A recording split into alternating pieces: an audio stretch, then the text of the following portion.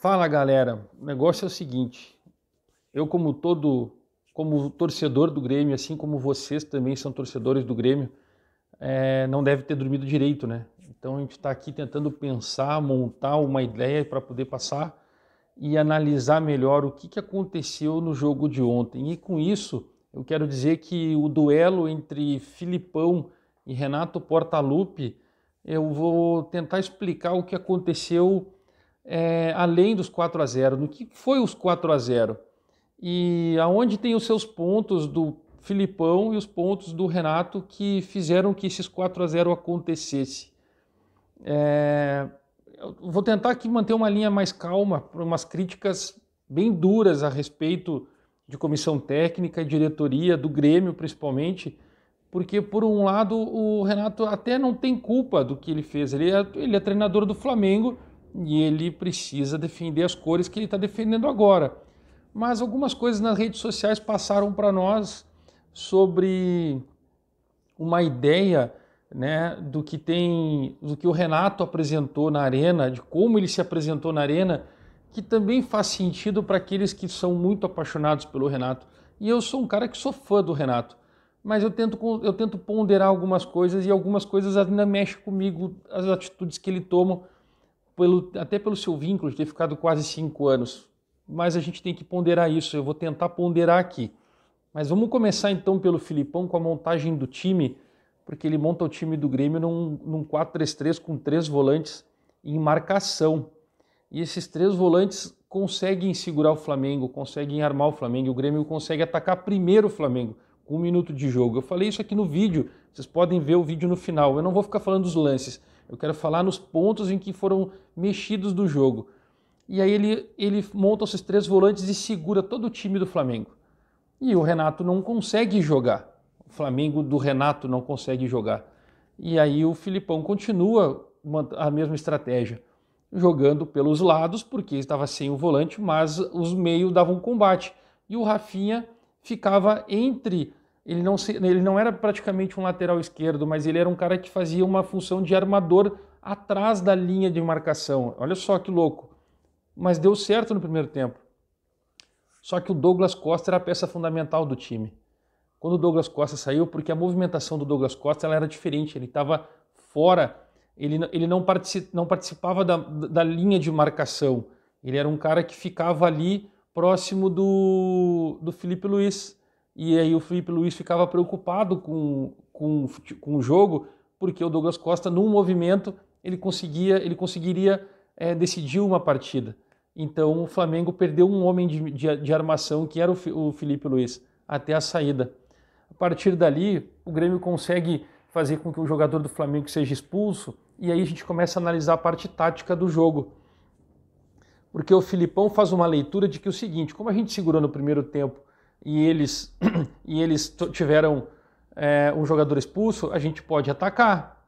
Vamos ver como eles vão se comportar agora na volta do jogo, e aí a gente faz as mudanças. Só que o Filipão resolveu mudar o time depois que o Renato mudou, que ele tirou o Diego, que já tinha tomado cartão amarelo, que também estava um pouco agressivo no jogo, ele coloca o meio-campo e depois ele tira e bota um jogador depois para substituir na lateral direita. Ele tira o Bruno Henrique e aí coloca um jogador para recompor a linha defensiva. E aí todo mundo fica pensando, tá, mas ele botou um volante no meio campo, ele tirou um atacante, botou um volante, tá, ele recompôs as 2 linhas de 4, deixou o Gabigol na frente. Não, mas aquele volante era o homem falso. Por quê? Porque o Renato sabia que o Filipão ia mexer. O Grêmio queria vencer e o Grêmio iria para frente, ia para o ataque. Só que o Flamengo já veio pressionando. O Flamengo começou a correr pela falta de um jogador. E aí o Grêmio meio que se preocupou. O Filipão disse assim, então agora tem que contratar, tem que fazer o contra-ataque.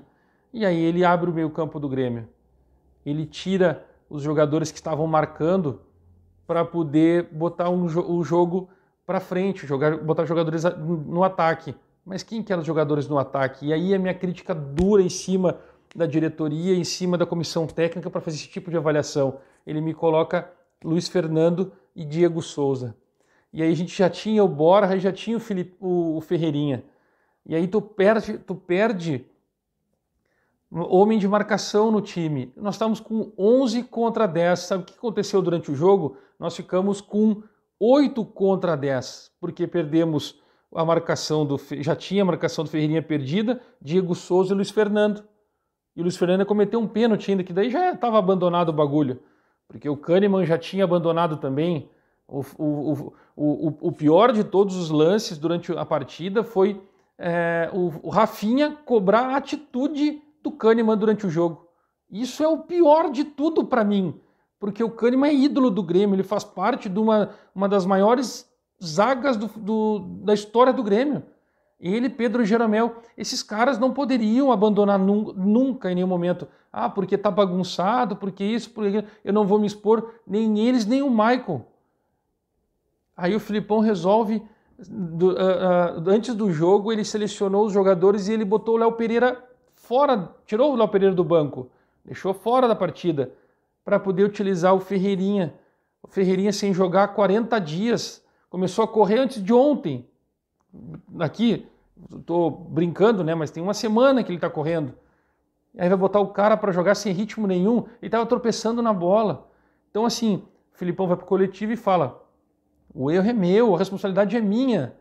E a gente começa a gente pensa assim: mas até onde o Filipão tentou fazer alguma coisa? Como tomou o primeiro gol, ele abriu o jogo. Ele abriu o jogo e disse: eu não posso perder, eu tenho que tentar empatar. E aí ele mexeu errado. Ele viu errado o jogo. E aí eu estou fazendo uma crítica nele porque eu fazia com o Renato também. Porque para mim o Renato era para ter saído do Grêmio em 2019. E eu volto agora a falar sobre o Renato porque o Renato, muitos torcedores falavam assim, o Renato foi com o uniforme do Flamengo para o jogo contra o Grêmio. Quando ele era treinador do Grêmio, ele nunca botou uma camiseta do Grêmio. Ele nunca ia todo uniformizado com calça, camiseta. Jogo do Grêmio estava de casacão, cachecol, touca. O Flamengo estava com um casaquinho e manga curta por baixo. Tá, mudou alguma coisa no relacionamento dele com o Grêmio? Ah, o Grêmio tomou 4 gols, ele comemorou os 4 gols. Tá, e ele não deveria comemorar os 4 gols por ser treinador? O Filipão comemorou quando estava no Palmeiras, quando ele estava no Cruzeiro, quando fazia gol no Grêmio, ele comemorava. Aí é uma questão do lado profissional. Mas tem umas coisas assim que a gente sabe o que acontece nos bastidores. O Renato resolveu matar o jogo. Vamos matar o jogo para a gente folgar lá. Que daí naquele jogo contra o Grêmio, que vai ser lá no dia 15 de setembro, ele vai com time misto. Assim como ele fez, ou time reserva, assim como ele fez na outra fase da classificatória com o Flamengo. Eles fizeram 6, 7 gols e depois ele botou o Sub-20 para jogar. Ele vai botar de novo. E aí o Grêmio tem que botar também. O Grêmio tem que colocar também. O futebol do Grêmio é Campeonato Brasileiro.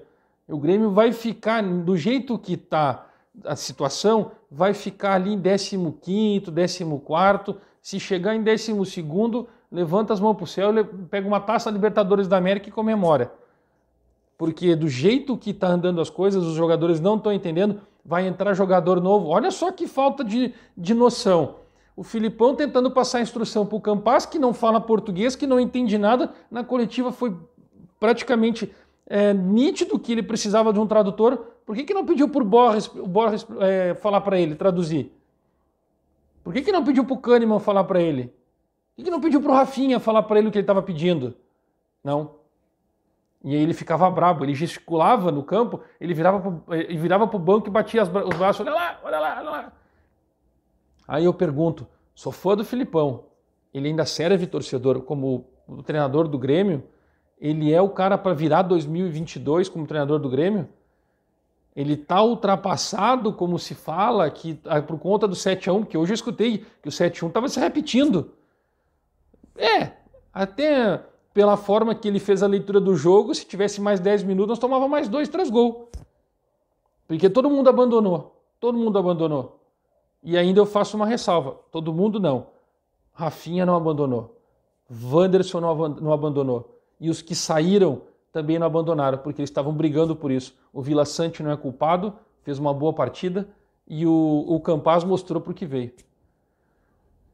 Galera, comenta aqui embaixo o que vocês acharam da análise a respeito do Filipão e do Renato. O Renato está no papel dele e o Filipão ainda serve como treinador do Grêmio, ele vai ter poder para poder tentar trazer um título para 2022. Sair rebaixado a gente não vai ser, mas 2022, será que o Grêmio levanta algum caneco com o Filipão como treinador ou precisa ser revisto isso? Dá o like, se inscreve, ativa as notificações para ver mais vídeos. Aqui é Grêmio.